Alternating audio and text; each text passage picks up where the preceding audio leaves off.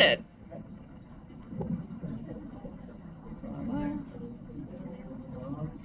Hi all, thank you for joining us for our fourth lecture this semester. Just a reminder that our next and final lecture is on Monday the 17th, so next week. It's at 5 p.m. at Kane Hall 127 and there's food. So definitely go. It is Susan T. Rodriguez and it's going to be our AIA New Jersey sponsored lecture. The first one. So go to inaugural AIA New Jersey lecture. Yeah, professional, so you can try to mingle with professionals as you get snacks. Yeah. With snacks, which I think is the important part. All right, so I think that this introduction will probably be pretty brief. So many of you already know Venesa Alicea-Chuqui. She is our Equity in Action Fellow. She's an as you can see here, an architect, educator, and advocate who is the founding principal of NIVARCH. Architecture, which is a New York, New Jersey-based collaborative architectural practice focused on community building and equity through design. She has over 15 years of experience designing multifamily sustainable affordable housing, development, and civic projects, and is committed to working with local communities to develop good design, both sustainable and socially conscious. And with that, since you wanted a short intro, I'll let Venesa take it away. Great, thank you. Oh, sorry. Okay, great. Thank you, Stephanie. And thank you, everybody. Can you all hear me? Yeah? Okay, good. So I am really excited to be here today, joining you as part of this lecture series. A special thank you to Stephanie for organizing this series and inviting me to share a bit of what I've been working on. As some of you know, and as Stephanie mentioned, I'm an Equity in Action Presidential Postdoc Fellow here at Kane University. And I'm also currently teaching fourth year undergraduate studio. Full disclosure, I do not have my doctorate, but I have 15 years of practice. And I'm sort of at a point in my career where I'm unlearning and relearning a lot of what I have been doing over the past, over the course of my career. And I'm using these next 2 years as an opportunity to explore the intersections of my work as an architect, educator, and advocate.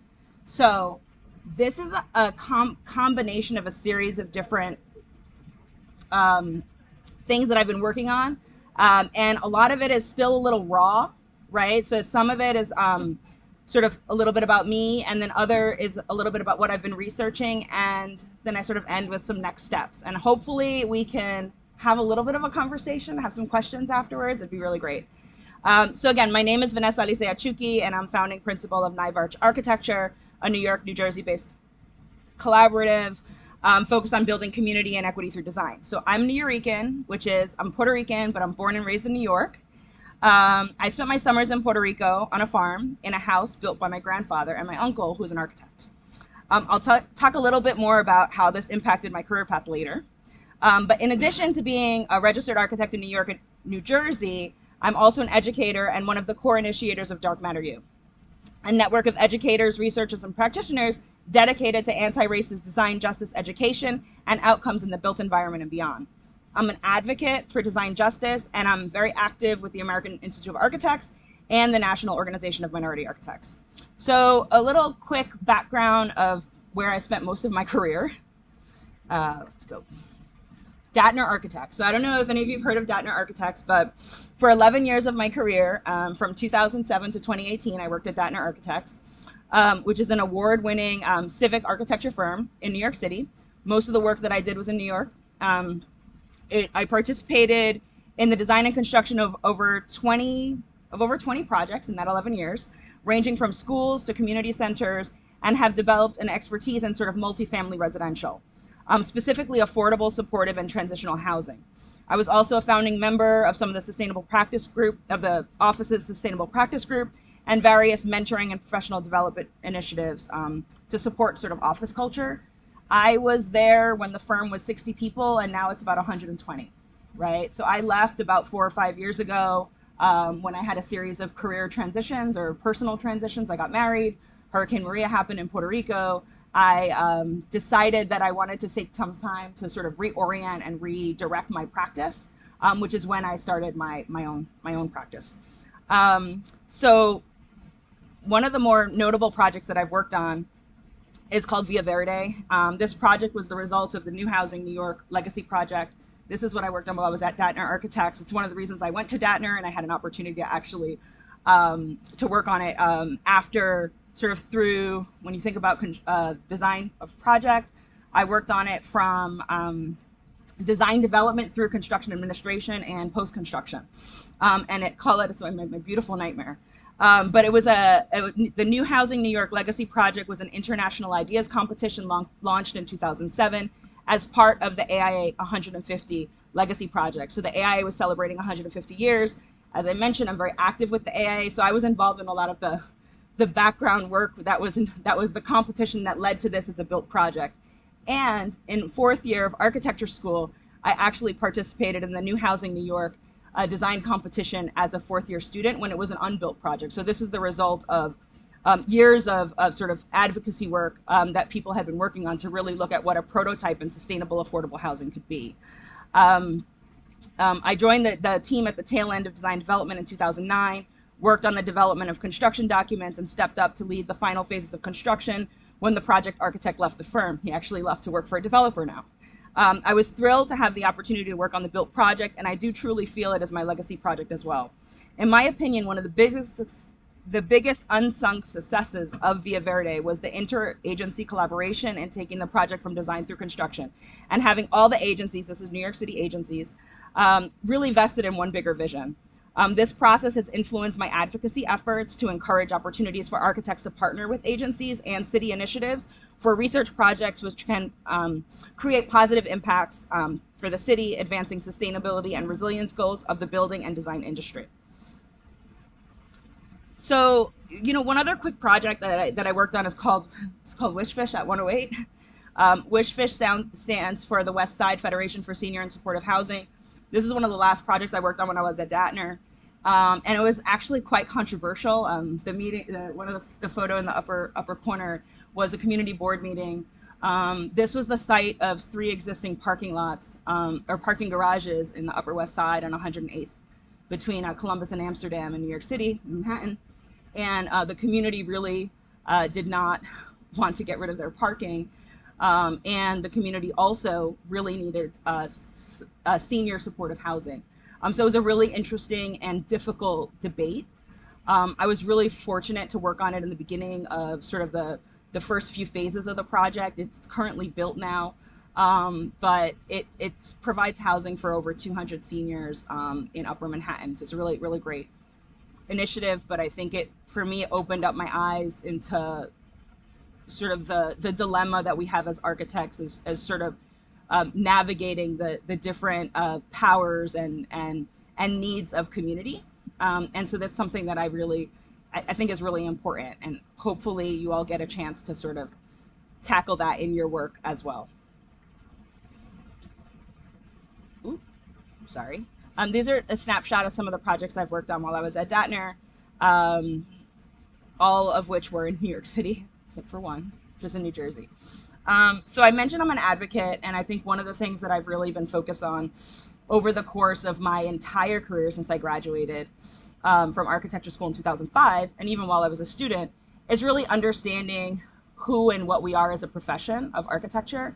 I've been active with AIA New York Diversity and Inclusion Committee. I was a co-chair, very involved in mentoring events, really looking at the numbers also of like where are diverse architects. How do we support students in mentoring initiatives?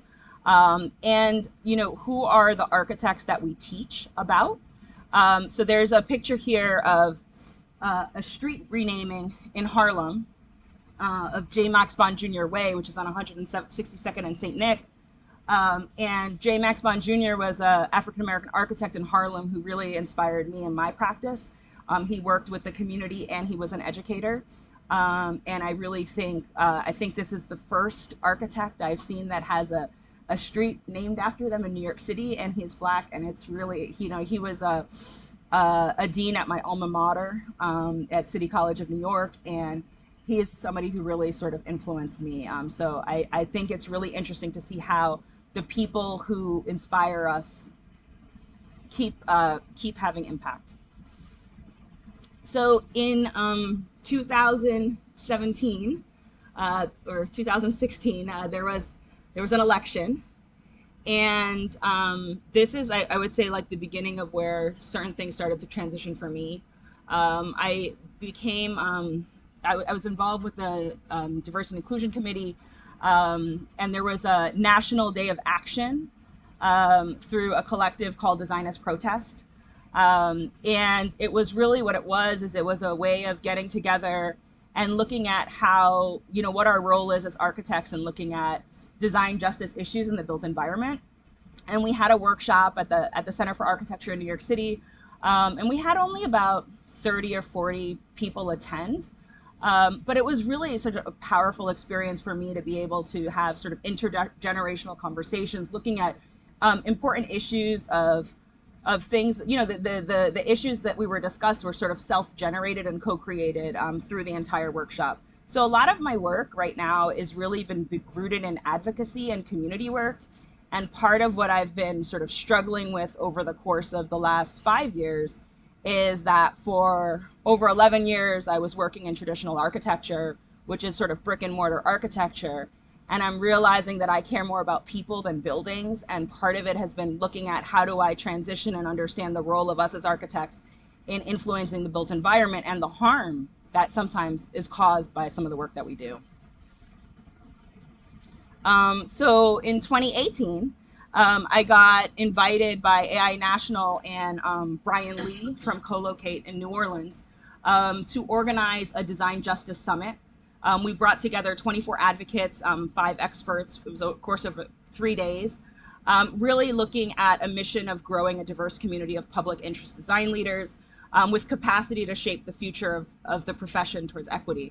So it was a really amazing experience. We brought together leaders from across the country, and all of them have really gone on to do some really amazing work. And our paths have continued to connect since 2018. There is actually another Design Justice Summit this summer in New Orleans, and I'm really excited to get to revisit that. So this is a point where I'm just going to sort of like pivot, right? So I think I shared a little bit about what I was doing in my my 9 to 5 and my 5 to 9, right? So the 9 to 5 was my professional practice, and the 5 to 9 is sort of everything I was doing outside of working hours, which was really focusing on a lot of work related to diversity and inclusion in the profession of architecture. And one of the things that happened when I decided to sort of pivot in my career and take a step away from corporate practice was this idea of like the triple bottom line, and how a lot of the projects that we were working on, and even in a lot of the conversations with committees and other professionals that I've been involved with in New York City, granted most of my career is in New York City, have become extremely developer driven. And I was really starting to have like a personal conflict with that. And so it's something that I still really struggle with, because I don't think that there's a solution in the current system that we are in right now. But when I did this transition, I left practice. I started my own practice, really trying to figure out how to work with community. And I think the biggest thing there is, how do you get paid, right? How do you get paid to do work for people who don't necessarily have money to pay you, right? A lot of these community groups do not have money. So a lot of it is really looking at how policies and procedures can be used to help inform design, and sort of like how architects can be facilitators for communities, right? And so one of the things that I really started to get interested in is like, what does this look like to design for community? And we have this idea of this triple bottom line, which is like, people, planet, profit. And there's a question about sort of the intersection of those is where sustainability lies, right? And you really want to consider you really need to consider all of these things. And so, when you're thinking about an architecture project, or when you're thinking about the people who are going to inhabit some of these projects that we work on for the built environment. And so one of the biggest questions for me has been sort of like, how do we integrate culture into that? And so I got together with a few of my colleagues after Hurricane Maria, And we were looking at, we did a series of presentations called Power to the People, Translating Resilience Through Culture. And we looked at a case study of Puerto Rico, Dominica, and Haiti, each of us from one of those respective countries or colonies, and really looking at the impact of Hurricane Maria and the earthquakes. And it was just this really eye-opening experience of looking at how the systems in place either helped or hurt the recovery process. And so it's something that I really want to like explore more. And I keep thinking about in my practice. So I just want to now sort of go through, this is, I've mentioned I'm a very big AIA nerd. So AIA recently adopted sort of this climate action plan, right? And some of the things that, these are facts you probably know, but buildings contribute nearly 40% of the world's carbon emissions, right? So if we don't change how we design and build right now, climate change will become irreversible, right? So this is one of those statistics that's been thrown around, and there's been a lot of conversations about how do we design for net zero, carbon positive, how do we look at carbon sequestration, lots of conversations in this realm. And one of the things that I found really interesting is that the AIA has been trying to set some goals. So I'm referencing these here just as a sort of a place mark in time, right? We're in 2022. These are climate action goals that have been set forward. This is, I'm gonna say it's sort of an industry standard, but there's codes that are higher than this. But it's really interesting how we're starting to look at some of these issues, right? So mitigating the sources, so establish the relevance and importance of the building sector and architectural practice in climate mitigation solutions. So one of the things that's really interesting there is a lot of times architects are not at the table when these conversations are happening, right? And so during COVID, I actually went back to school for grad school, and I did my master's in urban policy and leadership because I was realizing when I was in practice that a lot of the issues that were happening in the built environment were the results of policies that were created, right? And so understanding or being at the table where these policies are happening is really important. Adapting to the impact. So design buildings and communities to anticipate and adapt to the evolving change of climate change. So this is something that we're all actively working on.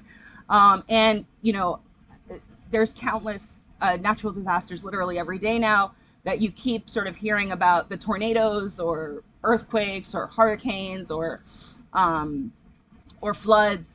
So there's these climate disasters are going to keep coming, right? So we really have to think about how do we adapt and how are we resilient? And then this last one is catalyzing architects to act, right? So it's like how do we lead meaningful change and contribute to climate solutions in partnership with the global community, right? These are sort of things that have been sort of put out there, and everybody's, these are things that I want to start to address in my research as well. So within energy, you're looking at like buildings must use and produce only clean energy. It's a goal. Right now we're not there, but there's a goal for 2030 for us to really be there. 2030 is only 7 years away. We have a lot of work to do. Materials, looking at how buildings must sequester carbon. Design and health, buildings must be designed to promote health and well-being. So this is an area that's really close and dear to my heart, specifically because of my work in affordable housing. I would go to a lot of community board meetings related to affordable housing, and I realized that us as architects, we could design the best building in the world, but if the building maintenance or the structure for maintenance and operation isn't there, if the people who are taking care of the building don't understand the new technologies, the best designed building in the world could really be hazardous to people. So I think we really have to understand our role as architects in the design of the building, but also in the post-occupancy evaluation is really important. And then resilience, right? So buildings must be resilient and adaptable. So these are just some key things that I've always been sort of keeping in my mind. And then the other thing is AIA has a committee on the environment. And Committee on the Environment had a series of, they have an annual design awards, right, where they highlight or they recognize a project for design excellence in sustainability.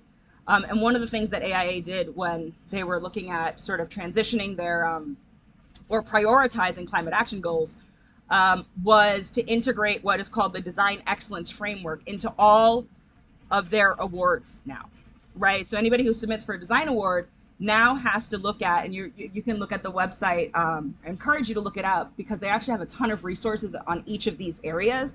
But design for integration, design for equitable communities, design for ecosystems, design for water, design for economy, energy, well-being, resources, change, and discovery. And basically you have to account for how the project that you've worked on has had an impact in each of these areas, right? So it's an interesting framework. And so I think that it's something that has challenged a lot of new projects coming forward in sort of like rethinking of how do we do what we do. So the problem, right? So I had a major sort of life change when I was Hurricane Maria really impacted me.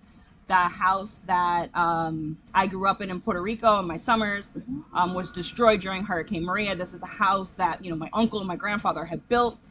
And at the time when Hurricane Maria happened, I had no clue how my family was doing. I had no clue how the house was doing. Communication systems were down. The power outages, it was just a disaster. And it sort of made me pivot in where my priorities were. And I realized how important it was for us to sort of understand what resilience is, and how can we, what is our role as architects or sort of as citizen architects, which is maybe a controversial term, but we are citizens and we're also architects and citizens of our communities, whichever community that is. And I think part of what we were looking at or struggling with is what is the role of our architects of the diaspora. In my case, we're talking about Puerto Rico, and sort of looking at what can we do from here to help, right? And so I've been exploring it in different ways. But when I was in grad school, I was looking at something related to creating a case for energy equity and community power, right? And sort of like, what does that look like? And what are good examples of it? Right. And in order for me to really look at that, I had to sort of go into what composes our energy system today, right? Why are we so reliant on fossil fuels? Like what is happening here? So sort of the question I posed as sort of the large umbrella question was like, how do we center energy resilience and a just transition in the shift to a clean energy economy, right? And so you can see there's sort of this like, there's just transition at the top, there's energy justice, and then we're looking at, I'm going to talk a little bit about different just transition frameworks and how we can explain it, but it's tricky, right? So in just under 10 years, the United States has seen its share of natural disasters, some of which were Superstorm Sandy. I don't know if were any of you around for Superstorm Sandy? Yeah? Hurricane Harvey. Anybody impacted by Hurricane Harvey at all? No. Hurricane Maria. It hit more than just Puerto Rico. The 2020 earthquakes in Puerto Rico. The 2021 Texas freeze, and more recently Hurricane Ida, and Hurricane Fiona. So one thing that became apparent was how important the power grid infrastructure was to recovery efforts, and that energy resilience is a key factor to rebuilding efforts. So I sort of like to explore how efforts advancing energy resilience and the shift to this clean energy economy are impacting environmental justice communities, which are usually the most affected by extreme weather events. So I also am looking to how to like present the case of how energy resilience projects using the just transition framework should be considered as part of federal, state, and local infrastructure improvement efforts, as because this will help build towards advancing energy democracy, alleviating energy insecurity, reducing energy burden, and alleviating energy poverty. So in order, when I started to do my research, I started to sort of look at or sort of do a lot of research on environmental justice and different movements that were happening across the time.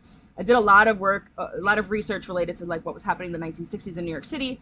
But more importantly, here, sort of looking at the timeline, you have the environmental justice movement, you have the climate justice movement, And there's this, the current energy justice movement builds on both the previous climate and environmental justice movements, but adds the importance of access to economic benefits of new energy systems, the right to make decisions regarding energy, and access to clean and affordable energy. So these are things that have been really interesting to me and really important, right? Because we're starting to see how energy sovereignty and just being able to not have to rely on energy sources that are inefficient and are, in many cases bad for the environment.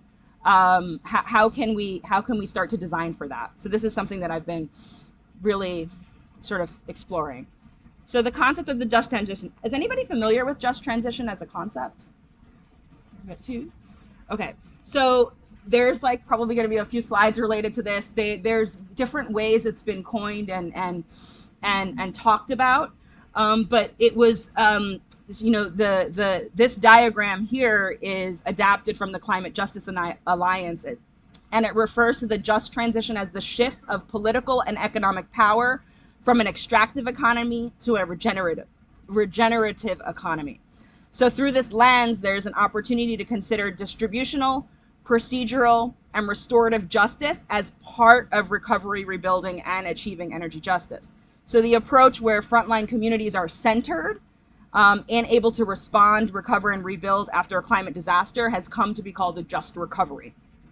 So many frontline environmental justice communities have identified recovery efforts as an opportunity to rebuild smarter, especially in terms of the electrical grid infrastructure. This means challenging existing energy distribution and production methods and energy policies. So this is sort of another sort of framework. And here I thought what was really interesting that, another concept that was added here is transgenerational equity, right? And this is really looking at how decision makers can consider the impact on future generations, right, of the clean energy policies and programs that are being developed today, and how they can create solutions that benefit future generations, right? So I think this idea of sort of people is really, really important. So energy resilience conversations have many times been framed as the need to have constant and reliable energy. It is important to sort of understand the difference between resilience and reliability. Reliability refers to the system's ability to deliver electricity consistently no matter the time of day. Resilience is the system's ability to adapt and recover from disruption. So consumers see the energy grid's reliability in everyday activities, but resilience is what kept houses warm when the Midwest experienced freezing cold temperature during a polar vortex, and what reduces the severity of blackouts. So a major component of energy resilience is the availability and storability of the resource. So I don't have in this presentation a lot about sort of the storability, but this is a big area that I will be focusing on in the future, which is basically battery storage, right? How, if we're going to go to clean energy, if we're going to look at renewable energy, if we're going to look at on-site, generation, how do we store that power so that it can be used in the event of a disaster where you actually need to use it?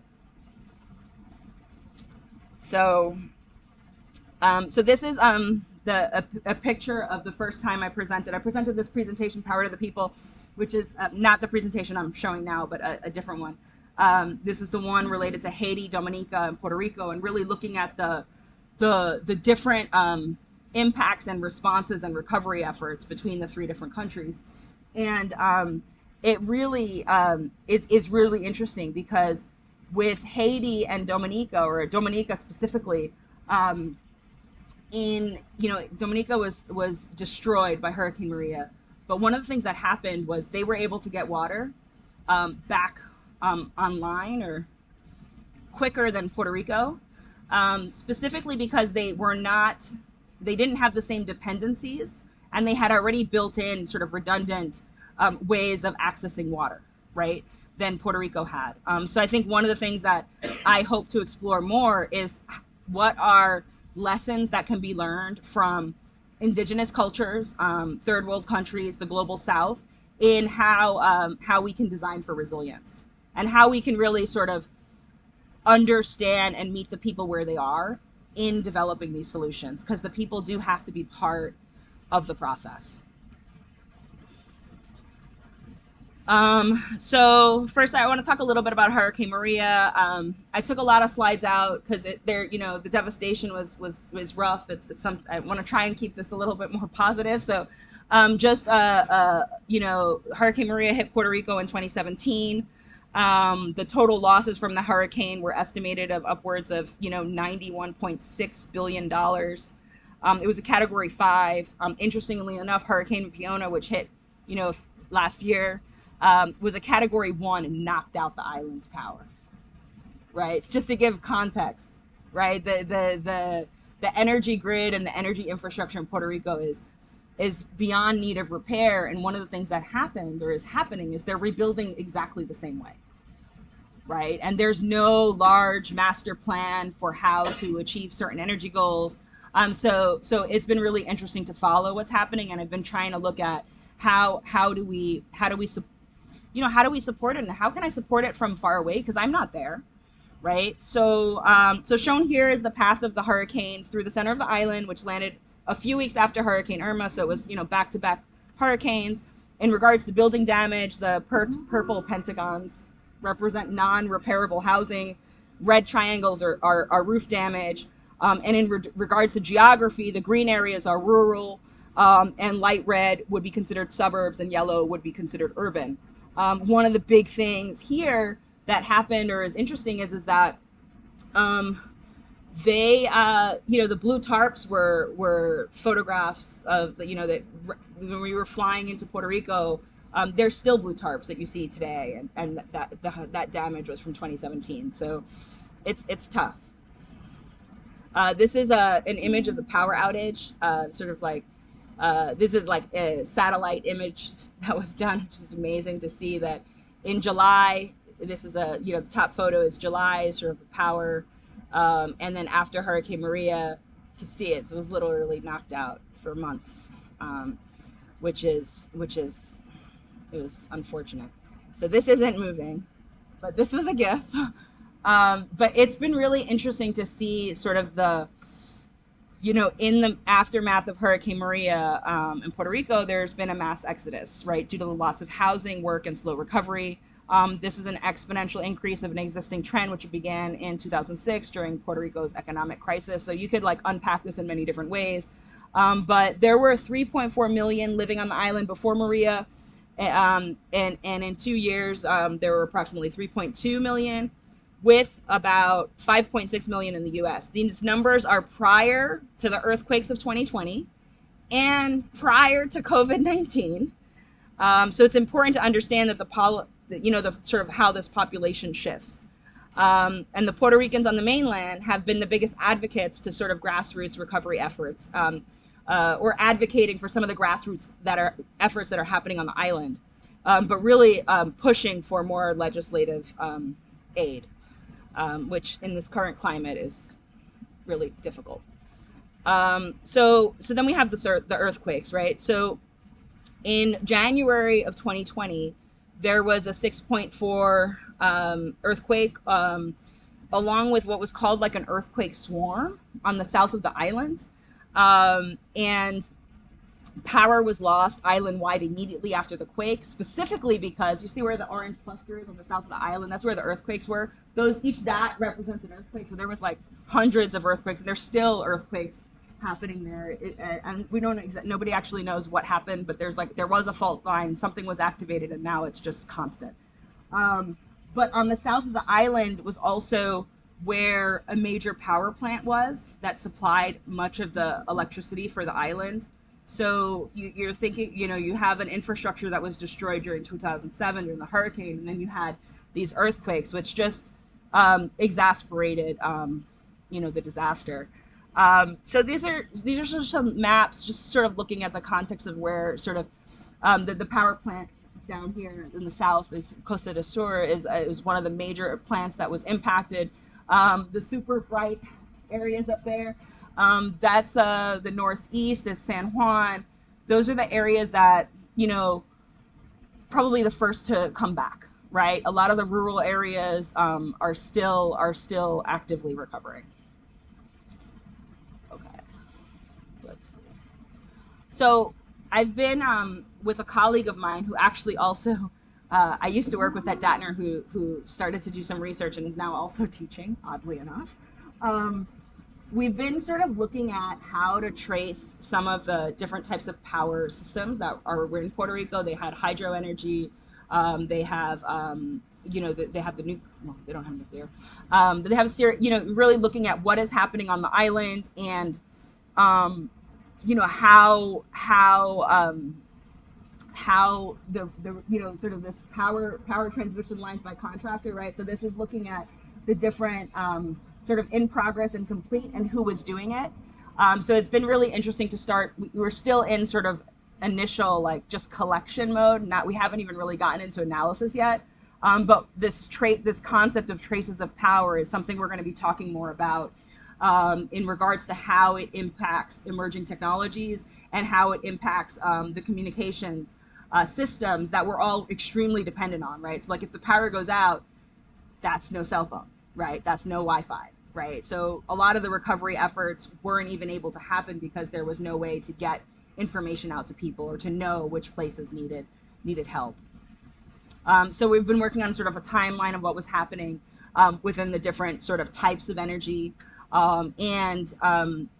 Looking now, there's currently lots of efforts for solar and microgrids, which is definitely a cleaner option, but still some issues with solar. There's also the possibility of wind, and I think that they have been incorporating wind into the energy infrastructure currently on the island. So this is sort of a breakdown of the, how different energy generation sources on the island in comparison. So I was looking at Puerto Rico, New York, and the United States, and I sort of will add a column here for New Jersey because it's just really interesting to see in context where our energy comes from. Like a lot of times we don't really like think about that, but this is sort of a framework. So petroleum in Puerto Rico is like almost 50% of the energy being generated is using sort of petroleum. So we got a lot of work to do. The comparison of price. So this is something that I still don't understand how we got here, but Puerto Rico has the highest price of electricity. And it's not even reliable. And I think there's a corrupt energy utility, and there's lots of issues and reasons to why these prices are the way that they are. But this has to change, right? It really has to change. So again, starting to look at the comparison between Puerto Rico, New York, the U.S., and I will add New Jersey to here. This is really looking also like energy generation. Let me see here. This is really looking at the percentage of increase of like petroleum and natural gas before and after the earthquakes, right? So we're starting to look at how the source of where we're generating our energy has changed since Hurricane Maria to now. It's hard to map out, so I think that's one of the things that I've been really, we've been trying to explore more. And just taking a step back, just understanding like the process of generation, transmission, and distribution, and how that really needs to change. So we're looking at the difference between, so something you want to look at is the difference between sort of centralized and decentralized systems. So we typically have this sort of centralized system, which basically means if something happens and the poles are damaged, you're not going to get energy on your side. So I think sort of building in sort of a decentralized model is something that Puerto Rico's been exploring, and New York, New Jersey has also been looking at this, is that how can we sort of create more sort of local and clean energy systems. Again, this is the idea of like sort of changing this system to sort of like these networks of the ability to be able to generate energy and sell back, ideally. That's a tricky one, but so large scale, here, let me go to the next one. So large scale renewable energy sources can be limited by tech, financial, and physical boundaries, They're more efficient when used as distributed energy resources. So this is an acronym you will be seeing in the next 5 years, if you haven't already, but DER is distributed energy resources. Most common type is solar panels, but anything that can supply energy to the grid is considered a DER, which would include batteries and EV chargers, so electric vehicle chargers. We have some here on campus. With the recent, or not so recent now, but the more recent infrastructure bill that was passed by the Biden administration, there's about $7.5 billion being allocated for EV charging infrastructure. So I do think that that's a big area that's currently being focused on. But the goal is that this can reduce the dependence on gas for personal vehicles. Hawaii has been using electrical vehicles to provide aid in the wake of natural disasters, as a fully charged EV battery can provide enough electricity to power an average household for 2 days, or over 6,000 smartphones, or more than 100 elevator round trips in a 43-story building. How they made those calculations, I'm not exactly sure, but one thing that I came across in my research, which I thought was really interesting, is this concept of sector coupling. And I think this is really important because as architects, we don't think about, you know, what we can do in collaboration, or once you start to think about like interdisciplinary things. But sector coupling refers to the idea of interconnecting or integrating the energy consuming sectors, which is building, heating and cooling, transport, and industry, with the power producing sector. So one example could be energy efficiency, which couples energy with the housing sector, right? So that's probably the easiest one for us to understand, but we don't even know what's coming next. Another one could be like energy with transportation, which is sort of what we're thinking about with electric vehicles. Another concept that I've been really sort of this concept of like, you've probably all heard of, you know, being a consumer. But the idea of in a clean energy economy will also be prosumers, which is you're sort of able to provide as well, right? You're not just consuming, you're also able to provide. And sort of what does that model look like is something that we need to start exploring. So instead of sort of, so yesterday would be centralized power, and you know, tomorrow we're really looking more at like clean and local power. I'm gonna not talk too much about this because I'm running out of time, but some models that we're starting to look at case studies on, looking at sort of organization, operation, and ownership, and how these relate in different aspects through different initiatives. So one thing that we've been seeing happening on the island is small-scale solar and storage microgrid, sort of usually like community centers and public spaces. Casa Pueblo is a really great example. It's run on solar since 1999, and it's been a resilience hub after Hurricane Maria. They're actually getting more and more businesses online to this sort of microgrid system. And it's shown that, like, when you actually start to tackle these issues, it's shown that there's an opportunity for creating new jobs, a new sort of green trade, green job sector, community wealth building, and sort of resource sovereignty, and that you're not dependent on fossil fuels and or other things. And then individual building solar and storage, right? Those two different, sort of the community scale and then the individual building scale, something that we've been looking at. So I have some sort of like thoughts and next steps that I've been that I put forward a few months ago, and I'm sort of working on this next part of it, which is sort of like intersectional approaches need to be considered when implementing energy resilience strategies. Decentralization, decarbonization, and democratization and decolonization all work together in energy resilience strategies. Policy tools need to be used to address sort of these scalar mismatches and center community participation and the emergence of this prosumer. And then hybrid energy strategies need to be considered because there is no one-size-fits-all approach. Some of this I already talked about. It's a little summary. And then this I will sort of leave you with. This is the house that was destroyed. That's me as a little kid. And it's my grandfather up there. And then this here is sort of the future. There were some students that went down to help rebuild, in some CUNY students that went down, and it was just sort of a life-changing experience to be part of the recovery process. So I think there's a really big opportunity to sort of look at how we can help as part of sort of rethinking what our future cities look like. And resilience is a big part of that. So to be continued. That's it for now. I'm presenting some of this.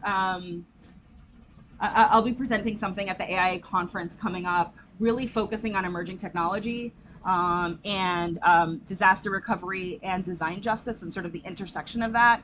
And a lot of it is going to be talking a little bit about what happens when the power goes out, what are technological tools that can happen. There were some mapathons that were happening in the university side, in the state side, because some of these places had never been mapped. So people were like, talking with communities and then creating maps of areas that hadn't been mapped, right? So that's one way technology is being used. There was the loon balloons, or like the Wi-Fi balloons that were being flown over the island. There's drone usage for different things.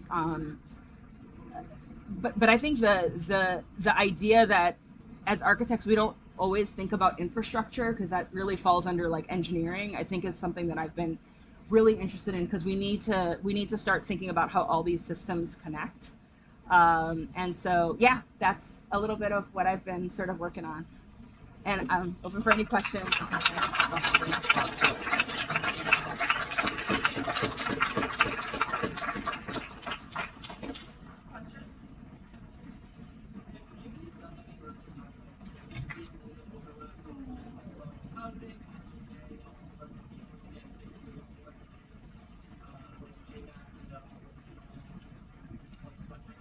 Yes. So Habitat for Humanity and what was formerly Architecture for Humanity, two separate organizations, are groups that I have peripherally worked with. I think I've done some what is it?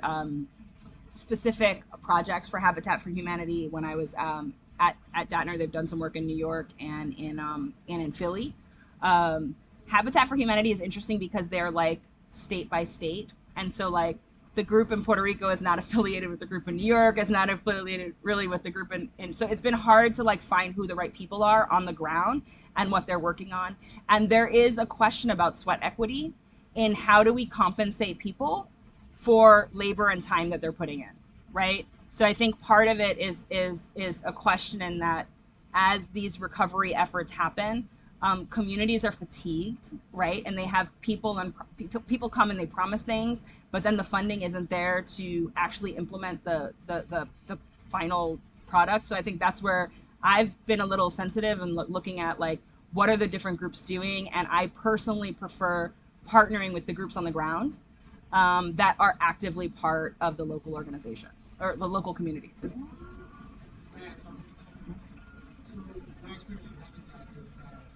They reserve first right of refusal when the public goods are sold again. After the family builds it, they got the loan or whatever from Habitat. They actually, the first step would be to sell to Habitat back, so that they can sell it again. So it's not altogether altruistic model. It's still kind of a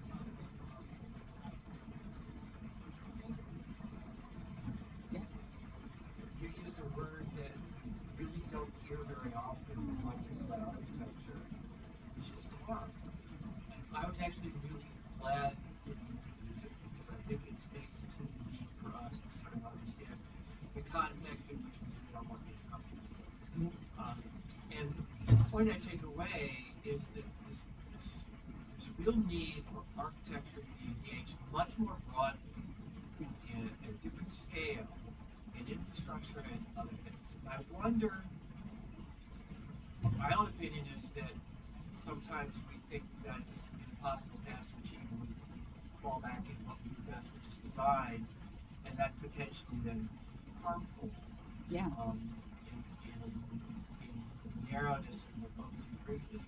But where in your career, something like Via Verde, did you have the opportunity to engage in this bigger picture, to start to understand the infrastructure, the different community elements, and engage with them? And how does that set a paradigm for where we can go in the future? Yeah. So the concept of harm is really important. So as architects, the whole reason why we go through the whole licensure process is to like protect the health, safety, and welfare of the public. And one of the things that sort of design justice conversation challenges is that how are we defining the welfare portion of health, safety, and welfare, right? And what is this impact on people, right, that our buildings are creating, right? So that's the harm piece. And I would say for Via Verde, I mean, it won a ton of awards, and it was an amazing project. And I go back every once in a while, and right next to Via Verde, there's a NYCHA project, which is public housing. And in like the 10 years since Via Verde was built, so that Via Verde was built on a site that the city said could not be developed because it was an abandoned like rail brownfield site, old gas station. It was triangular. You couldn't develop it. If you look now, they just to the south, FX Collaborative just did La Centrale, which is a massive development just to the south of Via Verde on what were also abandoned sort of triangular sites. And then the public housing project that I mentioned is now, I think, was being sold and has in the process of being privatized. And so it's been really interesting to see how, so Via Verde is affordable housing. It's half ownership and half rental. And the idea was to really like make sure it was rooted in the community.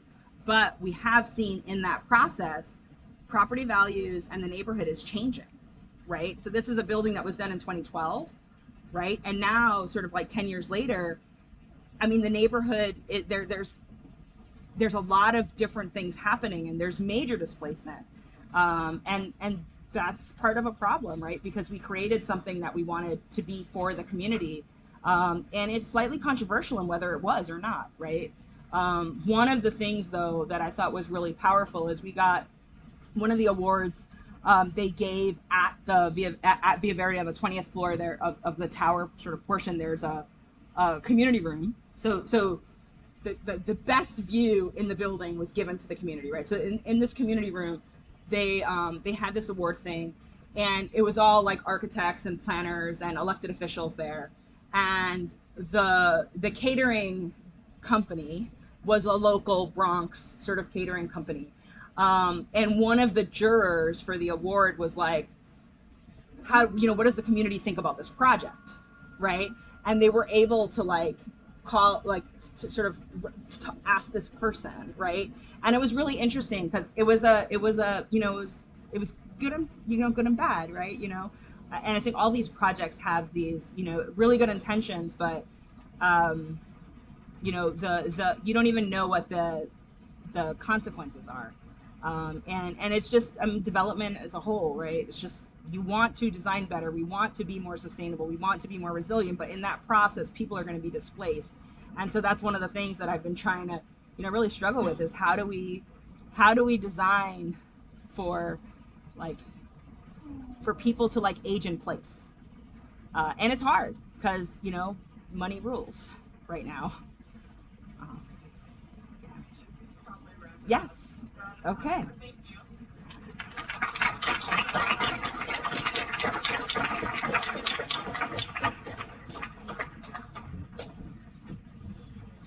Shut down. How was it? Was that all over the place? No, it's good. Okay. It's great. That's a nice little It's a